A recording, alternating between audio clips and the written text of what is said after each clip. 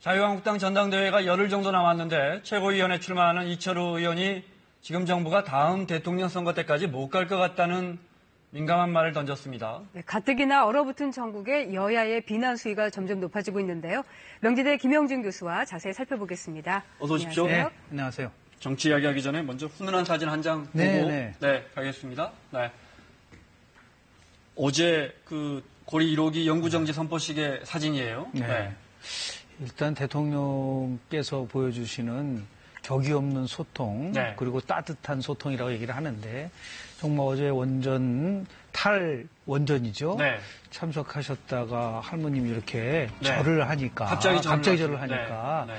엎드려서 저랑 할머니를 일으켜 세운 네. 대통령의 모습을 보면서 지난번 우리 광주민주화운동 때 네. 유족을 안고 네. 그리고 네. 현충일 때는 우리 국가유공자를 이렇게 부축해서 가시고 네. 더 나가서 어제 같은 경우도 저거는 뭐 연출된 게 아니잖아요. 네. 네. 즉각적이면서도 대통령이 갖고 있는 이런 따뜻한 소통을 보여주는 하나의 또 아주 훈훈한 한 장면이었다고 저는 봅니다. 네. 어제 이제 아마 밀양 송전탑. 그렇습니다. 네. 거기 이제 주민 할머니가 와서 이제 그 이야기를 하려고 하면서 대통령께 절을 하는 장면이었습니다. 자, 정치 이야기 하겠습니다. 야3당이 이제 국회 운영위원회에 네. 나와달라. 조국 수석하고 조현옥 인사수석 나와달라. 나오지 않았어요. 네.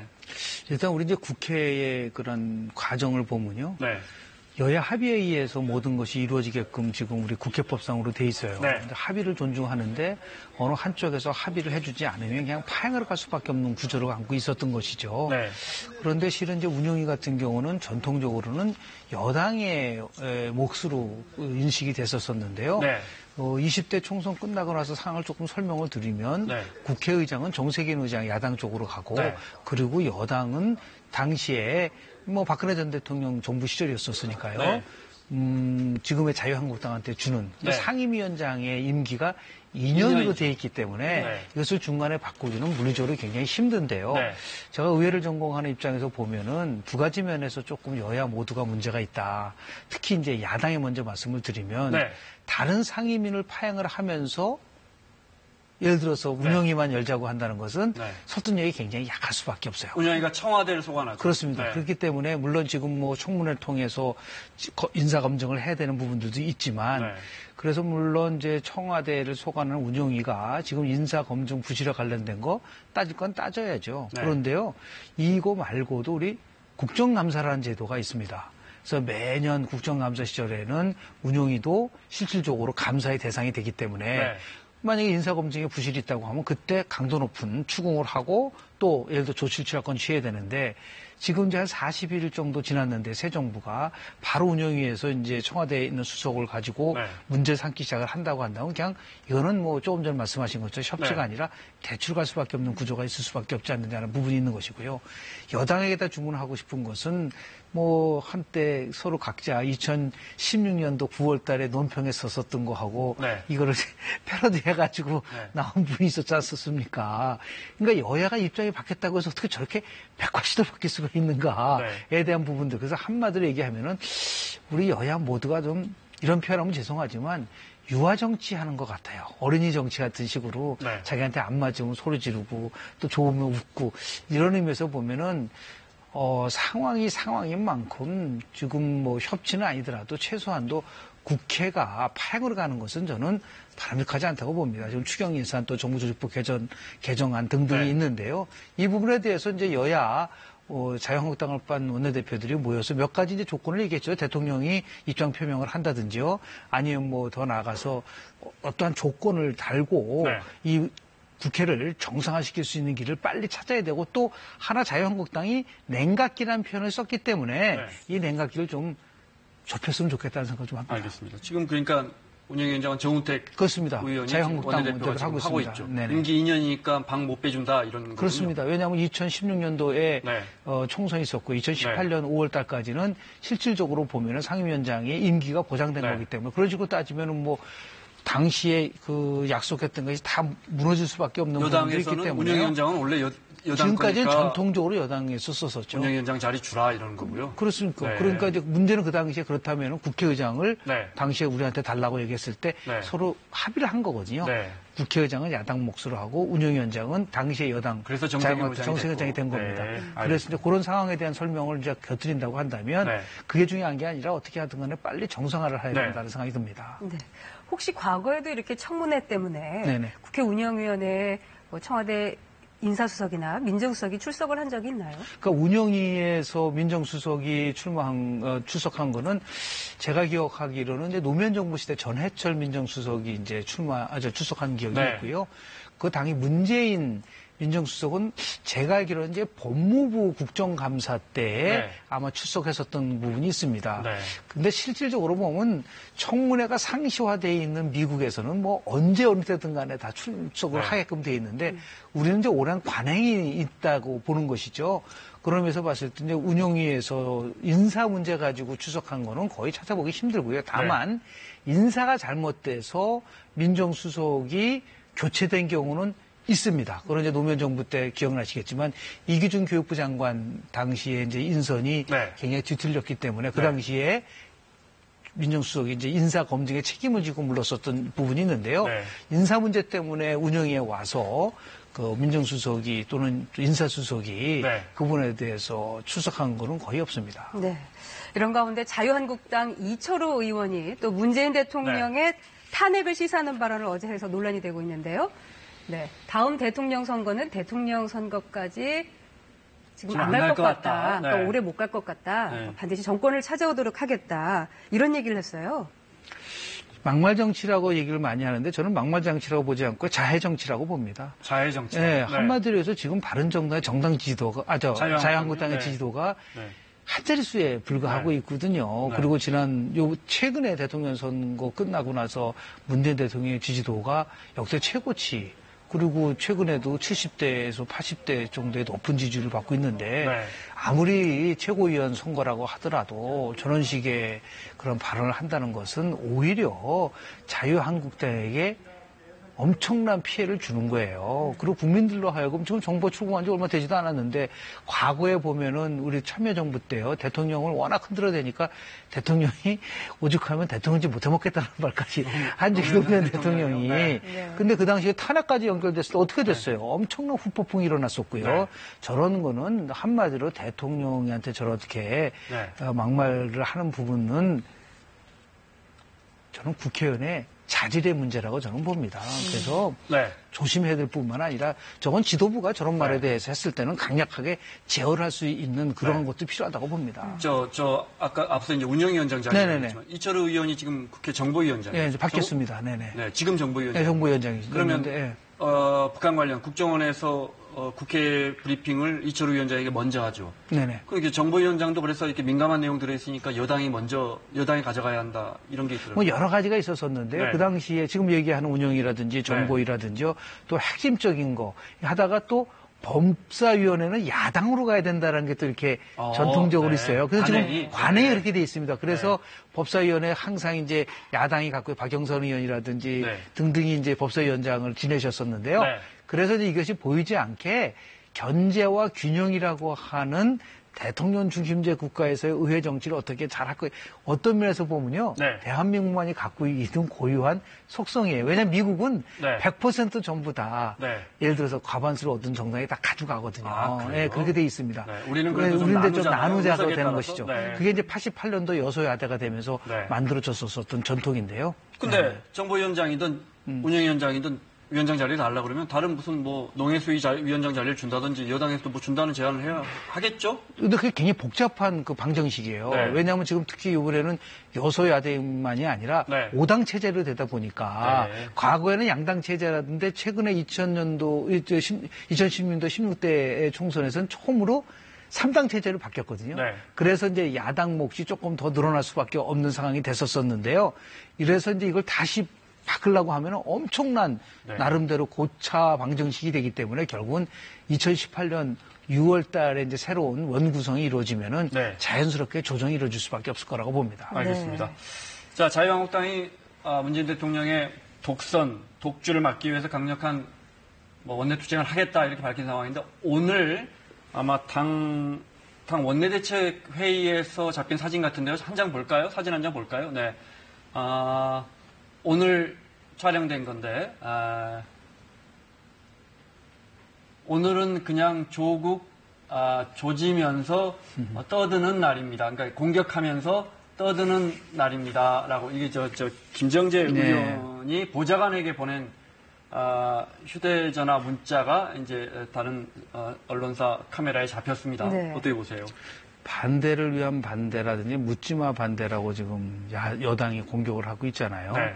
뭐 의회에서 의원이 정부에 대해서 견제를 하는 것은 뭐 지극히 당연한 권리죠. 네. 그러나 국민들의 입장에서 봤을 때 조금 전에 제가 말씀드린 것처럼 반대를 위한 반대라든지 아니면 묻지마 반대를 한다든지 이런 것들은 실은 우리가 좀 극복해야 될 부분이 있는 것이죠. 네. 발목 잡기를 한다든지 그런 면에서 봤을 때 좀 저는 저런 차원을 넘어서서 현재 정부가 추구하는 정책적 사항에 대해서 대안도 제시하고 그 부분에 대해서 나름대로 비판한다는 것은 얼마든지 받아들일 수가 있지만 특정 인물을 딱 꼭 집어가지고 그렇게 저런 식으로 공격하는 것은 별로 국민들의 입장에서 봤을 때는 왜 그러냐면요.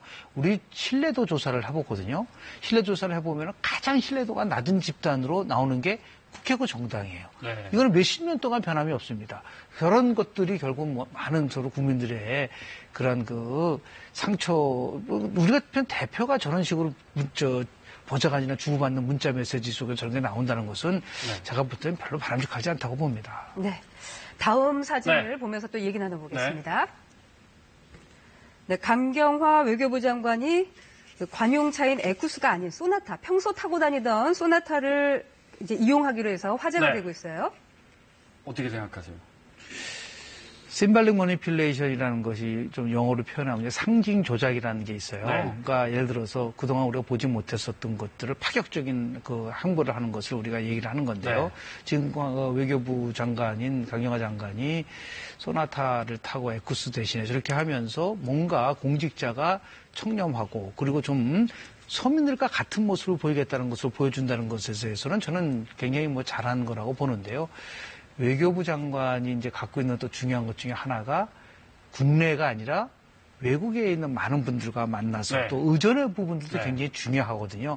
이것을 어떻게 이제 조화를 이뤄갈 거예요. 고가 관용차 대신 개인 승용차를 이용한다고 하면은 문재인 대통령도 고가 승용차 대신에 오히려 외국차보다는 예를 들어서 한국차를 써야 된다. 근데 이 방탄과 관련돼서는 또 어떻게 보면 외국차를 쓸 수가 있지 않습니까? 그래서 저는 물론 저런 부분이 이제 그동안 강경화 장관에서 쏠린 여러 가지 의혹이라든지 아니면은 이제 비판을 의식해서 나온 거라고 보는데 큰 틀 속에서 보면은 뭐 개인 수용차를 무엇을 타느냐가 중요한 것이 아니라 우리가 지금 처해 있는 북핵, 사드 배치 문제, 또 위안부 합의 문제 이것을 얼마나 슬기롭게 풀어갈 수 있느냐라고 하는 것이 더 중요하게 부각돼야 될 거라고 저는 봅니다. 네.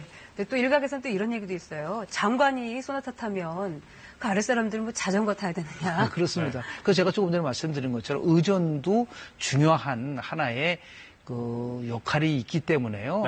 결국은 자전거를 타든 자동차를 타든 그것이 중요한 것이 아니라 업무에 있어서 얼마나 충실한 모습을 보여주느냐는 문제인데 여하튼 간에 1960년대에 한때 그 4.19 민주화운동 끝나고 나서 의원들이 도시락 싸고 다녔어요. 그 청조회라는 게 있었는데요. 다 뭐 양복도 그냥 좋은 양복이 아니라 골덴 양복 입고 그런 부분들이 있었거든요. 그런 거랑 마찬가지로 정치인 특히 이제 공직자가 저렇게 소선수범해서 뭐 보인다는 것은 어떤 면에서 긍정적인 면도 있지만 저게 이제 지속성이라는 관점에서 봤을 때요. 그리고 더 나아가서 우리가 갖고 있는 여러 가지의 외교 관계 쪽에 봤을 때 한 번 정도는 또 생각해 봐야 될 부분이 있다고 봅니다. 알겠습니다. 그래도 저렇게 청문회 앞둔 장관 내정자 입장에서는 좀 소나타라도 타고 싶은 분들이 지금 한두 분 있을 것 같아요. 예를 들어 송영무 국방부 장관 후보자 같은 경우만 좀 예를 들어볼게요. 위장전입 사례가 더 많은 것으로 드러났어요. 그건 이제 아마 이제 군이라고 하는 특수한 상황 때문에 이때 많이 할 수밖에 없는. 제가 아는 친구도 아버님이 군인이셨었는데요. 자기가 계산을 해보니까 13번 정도 옮겼다라는 얘기를 한 적이 있었던 걸 들어본 적이 있었는데요. 그것이 의한 것인지 위장전입이라도 단순한 위장전입이냐 아니면 부동산 투기 목적이냐 아니면 이거는 특히 좋은 학교를 가기 위한 위장, 이것도 다 상황이 달라질 수밖에 없는데 그것을 이제 청문회 과정 속에서 밝혀져야 될 거라고 저는 봅니다. 근데 거기에 또 위장전입만 있는 게 아니고 그렇죠. 사실은 다른 민감한 예. 군합 비리를 그렇습니다. 후배 장교가 제보했는데 그때 당시 내 소관 아니라고 묵인했다는 의혹이 있어요. 그런 것도 있고 더 나아가서 또 특히 이제 방산 업체와의 관계 유착 문제도 지금 그래서 청문회가 필요한 것이고요. 청문회를 통해서 이제 정확하게 밝혀져야 되는데 다만 모든 것을 청문회에서 밝히겠다라는 것보다는 청문회가 들어가기 이전에 이 문제를 깨끗하게 정리를 해야지만이 청문회 가서는 정책 청문회가 될 수 있죠. 모든 것을 자질과 관련된 거를 청문회에서 얘기한다면 정책 검증은 되지 않고 그냥 도덕성 검증만 되기 때문에 거기서 오히려 청문회가 갖고 있는 기본적인 중요한 기능이 상실될 수 있다는 것을 좀 밝히고 싶습니다. 네. 또 황교안 전 총리가 SNS를 통해서 문정인 특보를 비난한 게 화제가 되고 있습니다. 최근 대통령 특보 한 분이 한미동맹을 훼손할 수 있는 매우 부적절한 발언을 하고 있습니다. 외교안보에는 실험이 있을 수 없다. 국가 안위와 국민 생명을 지키는 문제이기 때문입니다. 또 치고 빠지기를 해서도 안 됩니다. 이렇게 SNS를 통해서 황교안 전 총리가 정치적인 입장을 밝힌 건데요. 어떤 의미가 좀 있을까요?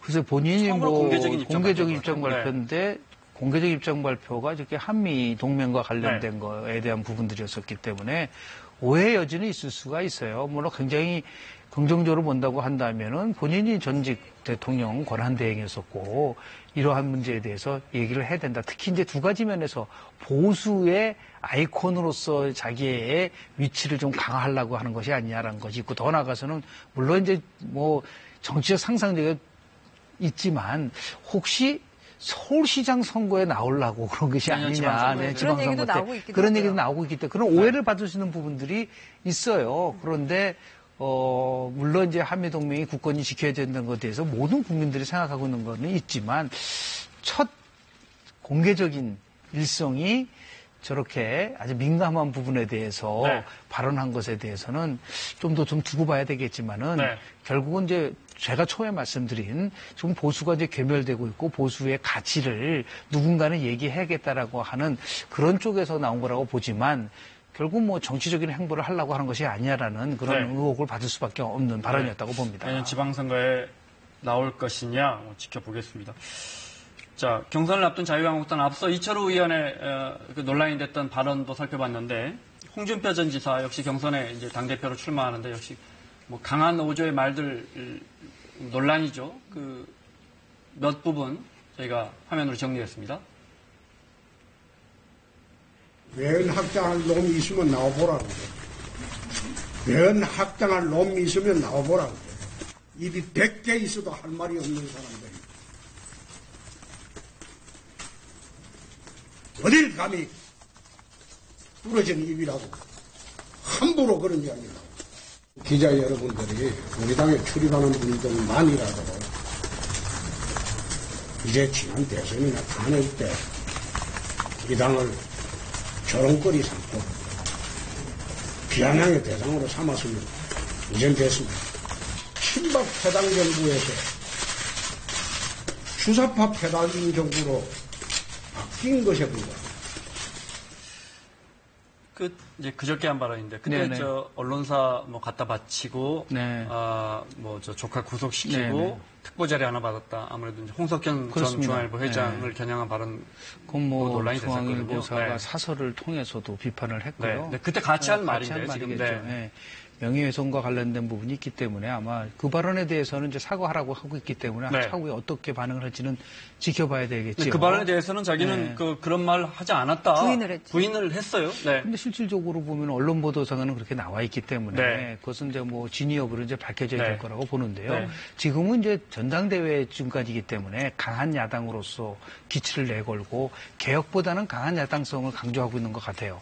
다만 이제 그 강한 야당을 만드는 방법에 관련돼서는 여러 가지 방법론이 있을 수 있겠는데 홍준표 전 경남지사 같은 경우는 결국은 친박 패권 정당을 청산하지 않으면 자유한국당은 새롭게 태어날 수 없다라는 것에 대한 신념이 있는 것에 대해서는 인정한다 하더라도 언어를 사용하는 데 있어서의 이러한 그 조심성은 좀 있어야 될 거라고 봐요.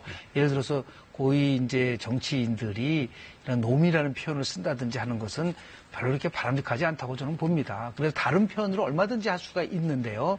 그러면서 봤을 때 결국 이제 자유한국당은 어떻게든 간에 가연 친박 패권 정당이라는 데서 지금 이제 전당대회는 결국 또 어떤 식으로 바뀌고 있냐면 친홍이냐 비홍이냐 싸움으로 갈 수밖에 없다고 네. 봅니다. 알겠습니다. 친홍이냐 비홍이냐 싸움으로 네. 갈 수밖에 없다. 네. 7월 3일인가 그렇습니다. 전당대회는 7월 3일 날 돼 있습니다. 명지대 김용준 교수와 함께했습니다. 고맙습니다. 고맙습니다.